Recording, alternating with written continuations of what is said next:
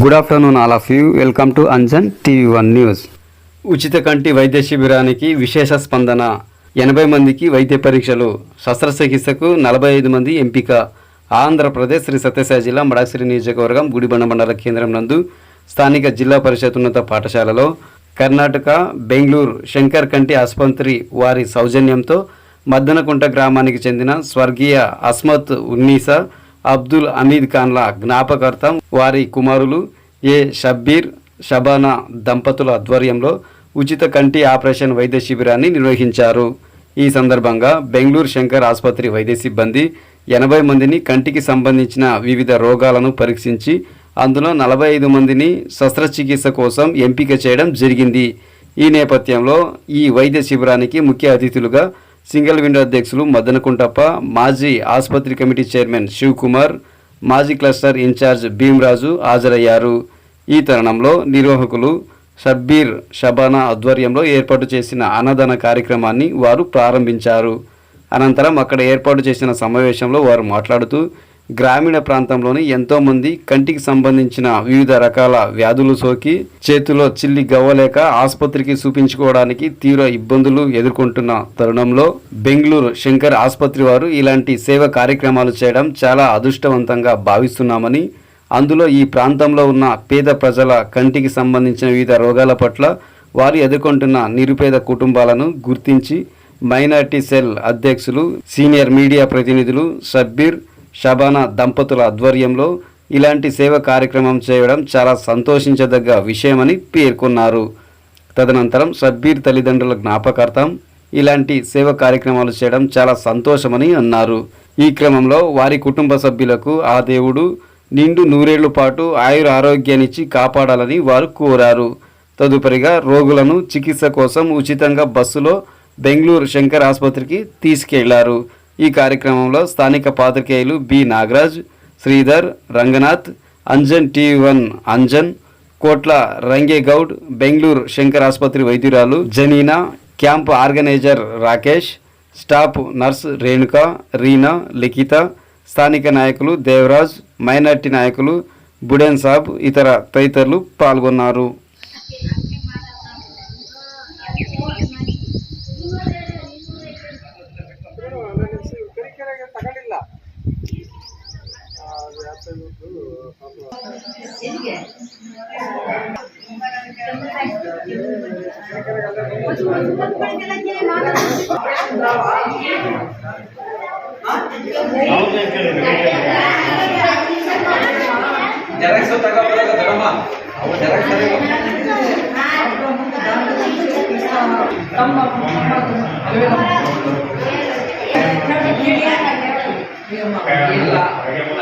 Xerox ಮಾಡ್ಕೋಬೇಕು ನೀನು.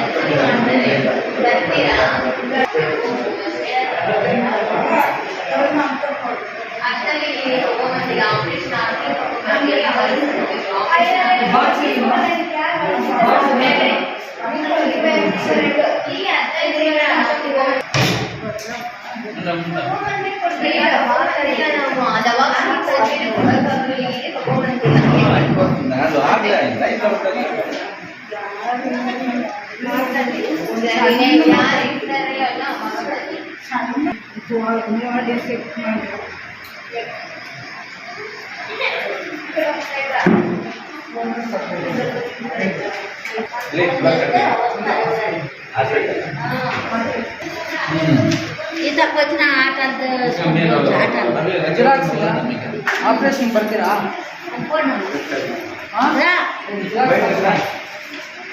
Yeah.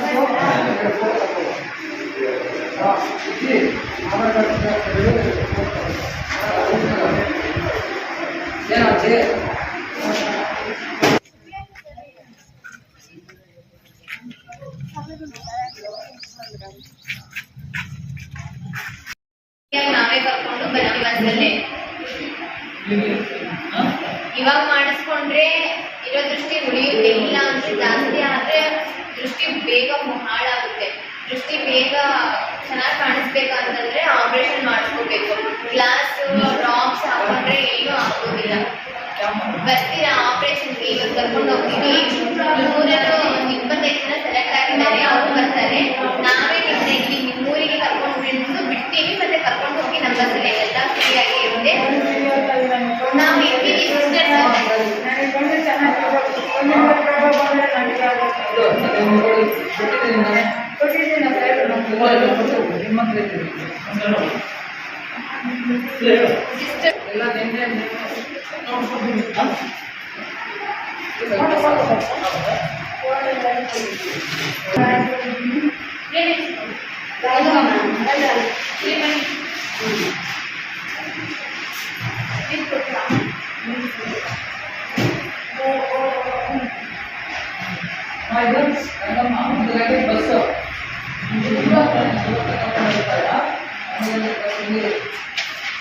ಊಟ ಮಾಡ್ಕೊಂಡ್ಬಿಟ್ಟು ಬನ್ನಿ.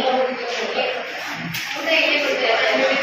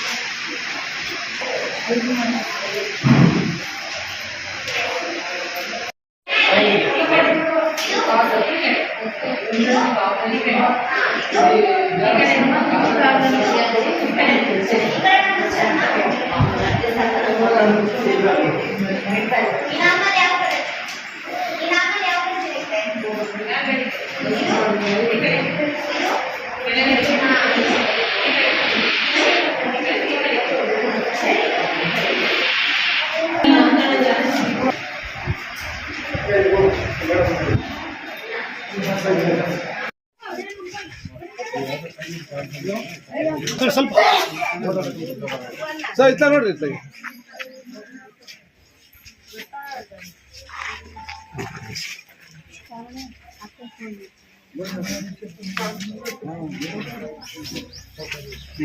ಕೊಟ್ಬಿಡ್ರ ಬೆಲ್ಲ ಪ್ಯಾಕೆಟ್ ಓಪನ್ ಮಾಡಿದ್ದೀನಿ ಇಲ್ಲ ಸೀಲ್ ಓಪನ್ ಮಾಡಿ ಒಬ್ಬೊಬ್ರು ಏನು ಹಾಕಿದ್ರು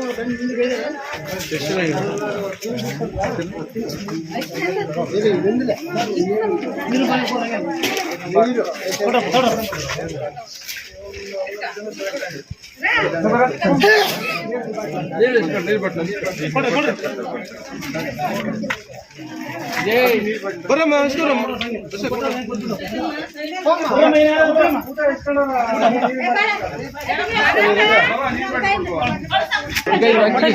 ಅಲ್ಲ ಊಟ ಊಟ ಊಟ ಯಾರು ಬರಮ್ಮ ಈಗ ಇಸ್ಕ ಹೋಗಿ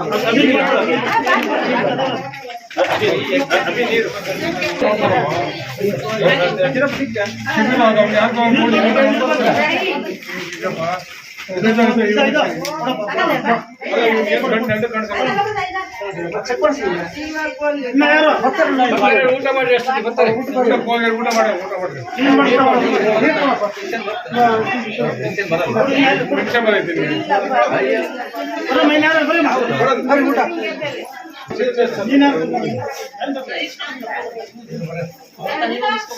ಇನ್ನ ಯಾರಪ್ಪ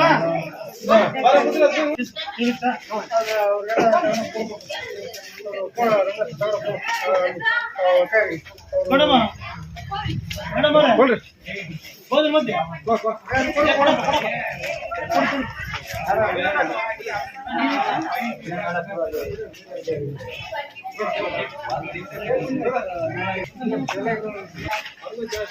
ಕೊಡ ಬಂಗೆ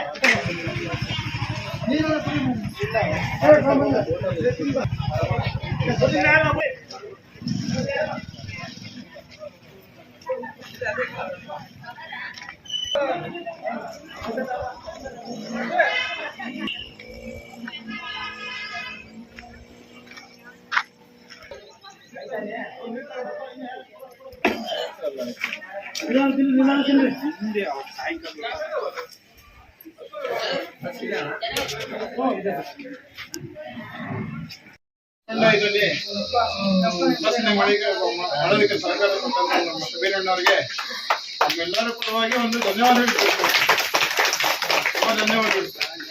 ಕಾರ್ಯಕ್ರಮಕ್ಕೆ ನಮ್ಮ ಶಿವಕುಮಾರಣ್ಣ ಹಾಸ್ಪಿಟಲ್ ಮಾಜಿ ಚೇರ್ಮನ್ ಇವರು ಕಮಿಟಿ ಚೇರ್ಮನ್ ಅವರು ಎರಡು ಮಾತು ಮಾತಾಡ್ತಾರೆ ಹೇಳಿ.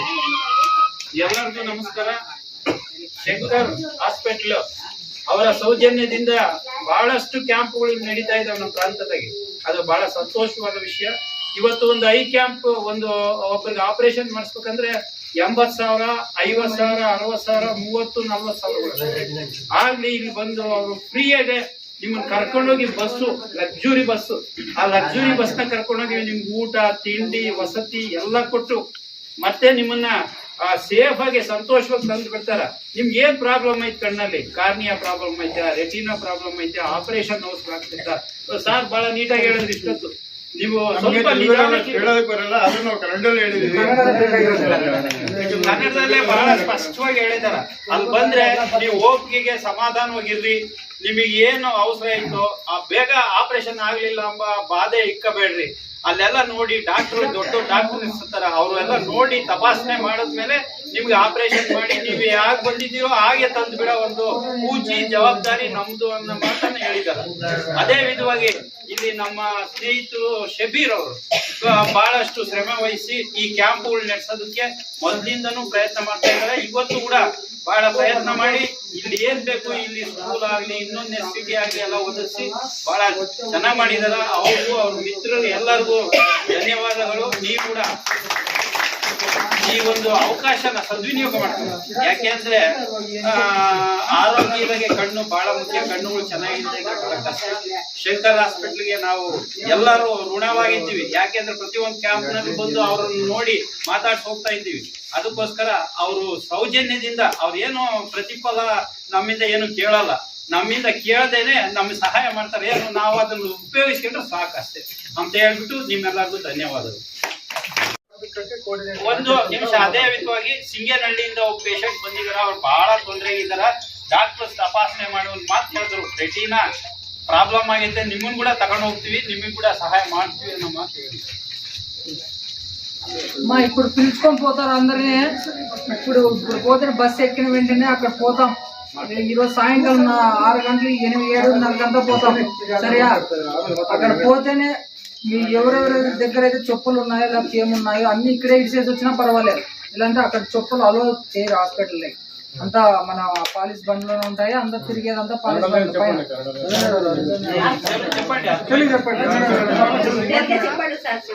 సరేయా, మళ్ళీ ఎవరైతే ఇప్పుడు మీకు ఆపరేషన్ కొంతమందికి రెటీనా ప్రాబ్లం ఉంటుంది, కార్నియా ప్రాబ్లం ఉంటుంది, క్యాటరాక్ట్ సర్జరీ ఉంటుంది.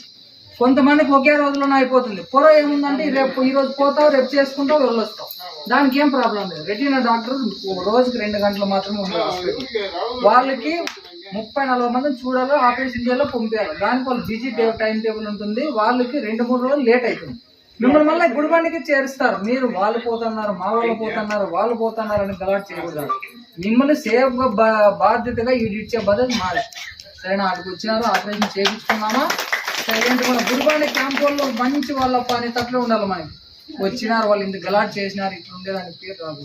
సరేమ్మా, బాగా చేయించుకొని బాగా రిటర్న్ వచ్చి మళ్ళీ ఎవరైనా ఒకరున్నా కూడా నేను వచ్చి ఇడుస్తాను. ఇది మీకేం ప్రాబ్లం లేదు, నేను వచ్చి మళ్ళీ ఇటు ఇడిచిపోతాను. అందరికీ నమస్కారము. ఈరోజు ఐ క్యాంపు మన గుడిబండ హై స్కూల్లో సబ్బీర్ గారి ఆధ్వర్యంలో మన మద్దెనకుంటబ్బ అధ్యక్షన జరుగుతున్నటువంటి ఈ ఐ క్యాంప్ కార్యక్రమానికి పెద్దలు, మీడియా ప్రతినిధులు మరియు ప్రజలు అందరూ ఇక్కడ భాగస్వాములు అవునందుకు చాలా సంతోషంగా ఉంది. శంకర్ హాస్పిటల్ బెంగళూరు అక్కడి నుంచి వాళ్ళు వచ్చి మాలాంటి పేదవాళ్ళకు ఉచితంగా నేత్రానికి మనకి కంటి ఆపరేషన్ కొరకు వాళ్ళు ఇచ్చి మనకి అన్ని రకాల సహకరించినందుకు వాళ్ళ తరఫున, మా సభ్యుల గారి తరఫున వాళ్ళందరికీ ప్రతి ఒక్కరికి ధన్యవాదాలు తెలుపుతున్నాము. ఈ కార్యక్రమంలో ఇంతమంది భాగస్వాములు అయినందుకు ఈ రోజు నన్ను కూడా భాగస్వామ్యం చేసిన ప్రత్యేకంగా వీళ్ళకందరికీ ధన్యవాదాలు. ఇలాంటి కార్యక్రమాల్ని మనం మరింతగా ఇప్పుడు కన్ను ఆపరేషన్ పెట్టినారు, మళ్ళీ సబ్బీర్ అన్న గారికి తెలియజేస్తున్నాము. ఇంకా 2-3 మంచి హాస్పిటల్స్, ఇంకా పెద్ద పెద్ద కార్పొరేట్ హాస్పిటల్ కూడా లింక్ చెప్తాము. మీకు నెలకు ఒకసారి 2 సార్లుగా ఏదైనా ప్రతి జనరల్ మెడిసిన్ ఏది అవసరం ఉన్నా కూడా మనం అక్కడికి వచ్చి వాళ్ళ ఆధ్వర్యంలో మంచి ప్రోగ్రాంలు ఇంకా మెరుగైన ఆరోగ్యాని కోసము అన్ని సౌకర్యాలు కల్పించేదానికి సబ్బీర్ అన్న గారికి అందరికీ ఆరోగ్యము, మంచి ఐశ్వర్యం కల్పించాలి, దేవుడు ఆశీస్సులు ఎప్పుడు అన్న గారికి ఉండాలని చెప్పి కోరుకుంటూ ఈ అవకాశం కల్పించినట్లయితే అందరికీ ನಮಸ್ಕಾರ. ಆಪರೇಷನ್ ಬರ್ತಾ ಇರಲ್ಲ, ಆಪರೇಷನ್ ಮಾಡ್ಕೊಂಡು ಮತ್ತೆ ನೀವು ಅಲ್ಲಿಂದ ವಾಪಸ್ ಬಂದು 1 ತಿಂಗಳ ಮತ್ತೆ ಚೆಕಪ್ ಹೇಳ್ತೀವಿ, ಯಾವತ್ತು ಬರಬೇಕು ಚೆಕಪ್ ಅಂತ. ಬರೋ ತಿಂಗಳಲ್ಲಿ ಯಾವತ್ತು ಇಲ್ಲಿ ಚೆಕಪ್ ಬರ್ಬೇಕಂತ ನಾವು ಹೇಳ್ತೀವಿ. ಅವತ್ತು ನೀವು ಬರ್ಬೇಕಾದ್ರೆ ನಿಮ್ ಜೊತೆ ಅಕ್ಕಪಕ್ಕ ಮನೆಯವರು ನಿಮ್ಗೆ ಗೊತ್ತಿರೋರಿಗೆಲ್ಲ ಹೇಳ್ಬೇಕು, ಈ ತರ ನಾವು ತಪಾಸಣೆ ಮಾಡಿಸ್ಕೊಂಡು ಆಪರೇಷನ್ ಮಾಡ್ಕೊಂಡು ಬಂದಿದ್ದೀವಿ, ನೀವು ಬಂದು ತೋರಿಸ್ಕೊಂಡು ನೀವು ಆಪರೇಷನ್ ಮಾಡಿಸ್ಕೊಳ್ಳಿ, ಕಣ್ಣಿನ ತಪಾಸಣೆ ಮಾಡಿಸ್ಕೊಳ್ರಿ. ಬೇರೆ ಪ್ರೈವೇಟ್ ಹಾಸ್ಪಿಟಲ್ಗೆ ಹೋದ್ರೆ ಸುಮಾರು ಒಂದು 30,000-40,000 ಇಟ್ಕೊಂಡಂಗೆ ಕಟ್ಟಿ ಆಪರೇಷನ್ ಮಾಡಿಸ್ಕೋಬೇಕಾಗುತ್ತೆ. ಇಲ್ಲಾದ್ರೆ ಶಂಕರ್ ಹಾಸ್ಪಿಟಲ್ಗೆ ಹೋದ್ರೆ ಎಲ್ಲ ಫ್ರೀ ಇರುತ್ತೆ, ನಾವು ಫ್ರೀಯಾಗಿ ಮಾಡಿಸ್ಕೊಂಡ್ ಬಂದಿದ್ದೀವಿ ಅಂತ ನೀವೆಲ್ಲ ಹೇಳ್ಬೇಕು ಅವ್ರಿಗೆ, ಆಯ್ತಾ? ಒಬ್ಬೊಬ್ರು ಏನಿಲ್ಲ, ನಾನು ಒಂದು 10 ಜನ ಒಂದು 5 ಜನ ಕರ್ಕೊಂಡ್ ಬಂದ್ರು ಇನ್ನೂ ಒಂದಷ್ಟು ಜನ ಸೇರಿಸಿ ನಾವು ಆಪರೇಷನ್ ಮಾಡಿಸ್ದಂಗೂ ಆಗುತ್ತೆ. ನಂಗೆ ಆಪರೇಷನ್ ಆಯ್ತು, ನಂಗೆ ಸಾಕಿ ಯಾರಿಗೂ ಮಾಡ್ಸೋದ್ ಬೇಡ, ಯಾರಿಗೂ ಹೇಳೋದ್ ಬೇಡ ಅನ್ನೋ ಉದ್ದೇಶ ಇಟ್ಕೊಳಕ್ ಹೋಗ್ಬೇಡಿ, ಆಯ್ತಾ? ಒಬ್ರಿಂದ ಒಬ್ರಿಗೆ ಹೆಲ್ಪ್ ಆದ್ರೆ ಎಲ್ಲರಿಗೂ ಒಂದು ಖುಷಿ ಆಗುತ್ತೆ. ಒಬ್ರಿಂದ ಒಬ್ರಿಗೆ ಉಪಕಾರ ಆಯ್ತು, ಅಪ್ಪ ನಮ್ಗೊಂದು ಉಪಕಾರ ಆಯ್ತು, ಅವ್ರವ್ರು ಮಾಡ್ಕೊಂಡ್ ಬಂದು ನಮ್ಗೆ ಹೇಳಿದ್ರು ನಾವು ಮಾಡ್ಕೊಬೇಕು ಅನ್ನೋದು ಅವ್ರ ಮೈಂಡ್. ಆಯ್ತಾ? ಸ್ವಲ್ಪ ನೀವು ಎಷ್ಟು ಬರೋ ತಿಂಗಳಲ್ಲಿ ಬರ್ಬೇಕಾದ್ರೆ ಬೇರೆಯವ್ರನ್ನ ಕರ್ಕೊಂಡ್ ಬನ್ನಿ, ಆಯ್ತಾ? ಒಬ್ರಿಂದ ಒಬ್ರಿಗೆ ಹೆಲ್ಪ್ ಆಗೋ ನೀವು ಒಂದು ಅನುಕೂಲ ಮಾಡ್ಬೇಕು ನಮ್ಗೆ, ಆಯ್ತಾ? ನಮ್ಗೇನು ₹1 ಕೊಡಿ ಅಂತ ನಾವು ಕೇಳ್ತಾ ಇಲ್ಲ, ನೀವು ಬರೀ ಜನ ಕರ್ಕೊಂಡ್ ಬರ್ತಿದ್ರಲ್ಲ ಅದೇ ಒಂದು ಸಹಕಾರ, ಆಯ್ತಾ?